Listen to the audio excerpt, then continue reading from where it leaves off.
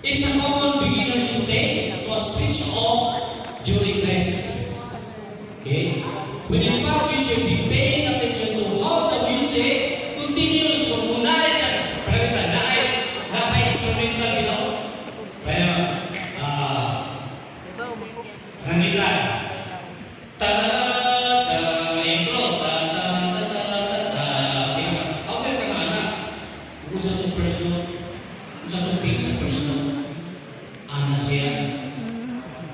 Dili kay intro na, kaya na interlude, pag-interlude, ang kinatahan mo, ang magkinanaan, pasan ko ay ang ana siya. Okay, hindi. Intro.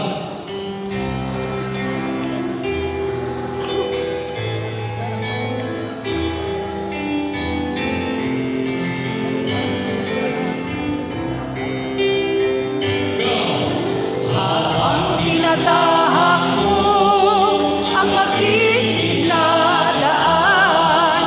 Pasal mo ay ang krus ng buong sambayanan.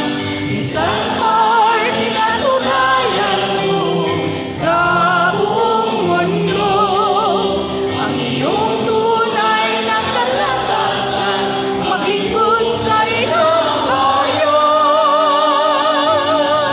O Iglesia Filipina, ikaw ang tunay na magkamasa. Simbahan ng patuloy na nakikibaka upang ang kalayaan, kapayapaan, kasaganan ay makamtan.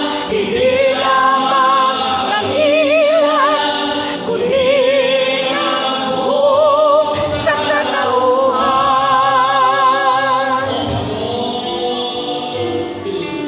Kahit anong hirap ang tinahak noon, hindi pa rin nawawala ang matibay mundo.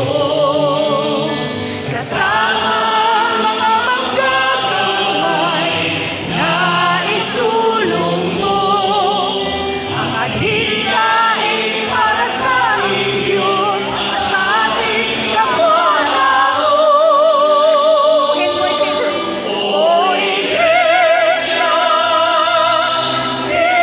Filipina, ikaw ay tunay na magkamasa. Simbahan kang patuloy na nakikibaka upang ang kalayaan, kapayapaan, kasaganan ay makamtan. Hindi lamang ng ilan, kundi ng buong sandatauhan. Ngayong nabuhay ka Sa mundong gulong-gulo, muli ka'y naglalakbay sa daan na madugo. Kaya ngayon'y kasama ka sa madamasan na lumalaban para sa bayan, magpapanggang kamatayan. O Iglesia Filipina, ikaw ang tunay na magkamasa. Simbahan kang patuloy na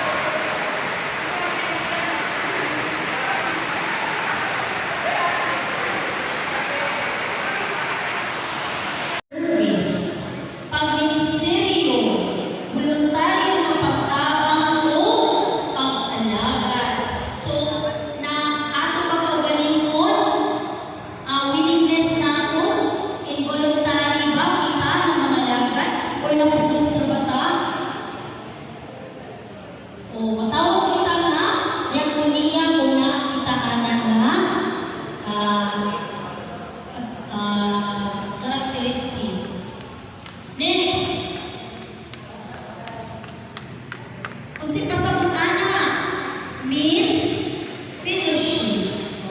Katiguan sa isa ka tinguha o buluhaton. Ano natin yung kailangan ko man, isa na din ka katiguan, fellowship sa mga rupi, kababalikan.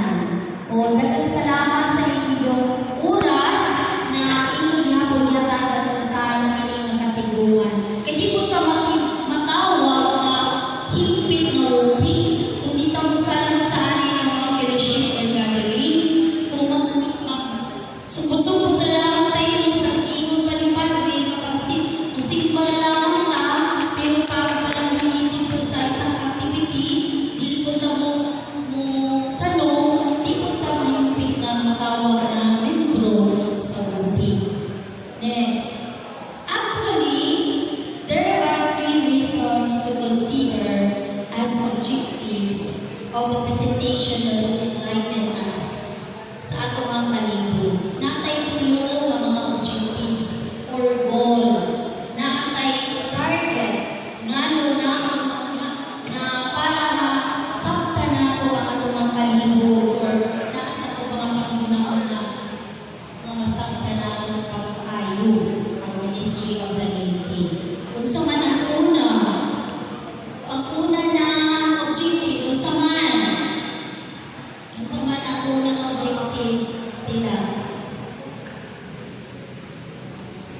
Ang una na objective is, everybody, let us read, to recognize the lay people's role in the ministry of the church. Mahibawan po di ay nato ang partisipasyon nato sa mga laylo diha sa tibuok kinabuhi sa simbahan.